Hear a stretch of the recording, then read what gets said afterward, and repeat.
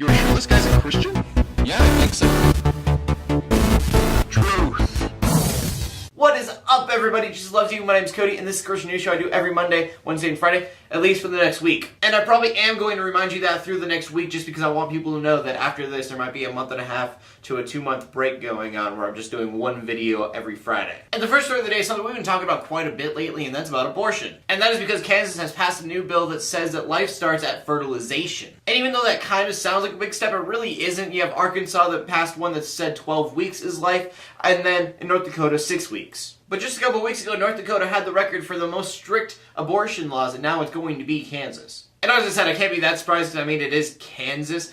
It's one of those grassroots kind of states. So again, in my opinion, I think it's a good thing, but it also might bring up a lot of problems with people who want to get an abortion so they do it unsafely. It just kind of seems like even if you do outlaw abortions, abortions are still going to happen, but they're not going to be in regulated environments. So again, I'd like to say it's an awesome thing, I just don't really know if it is. And then our next story is a prayer request to the Warren family. If you don't know who Rick Warren is, he's a pastor and an author. He's a pastor of a church that's one of the biggest in the United States, holding 20,000 people. And if you have not heard already, Matthew Warren, son of Pastor Rick Warren, at the age of 27, suffering mental illness, committed suicide last week. Now, for me personally, there is terrible irony that they wrote a book, The Purpose-Driven Life, and then had a son that committed suicide, obviously not seeing his purpose. So, to everybody out there, you do have a purpose. You just need to go out and get it. And so, with that being said, Pastor Rick Warren, my prayers are out to you, your family, and your congregation, who I know are all being affected by this. And then our final story is something that I had to read a few times to see if it was really legit or not. And that is that Republicans in North Carolina are trying to establish state religion. And the state religion would obviously be Christianity. Now, I don't think anything like this would pass because it's obviously against church and state. I guess the entire idea about doing it is because of like prayers during city councils and things like that. They're not allowed to do that anymore because atheists have been angry about it. But if you pass a state religion, I mean, that is going to be everywhere within the state. Like if you were living in North Carolina and you are not Christian, you are going to be looked very down upon because you are not with the state church. And I mean, the thing that worries me the most is that this is going to affect schools. Because if you're a school that works with the state and the state says that they are a Christian state, schools can then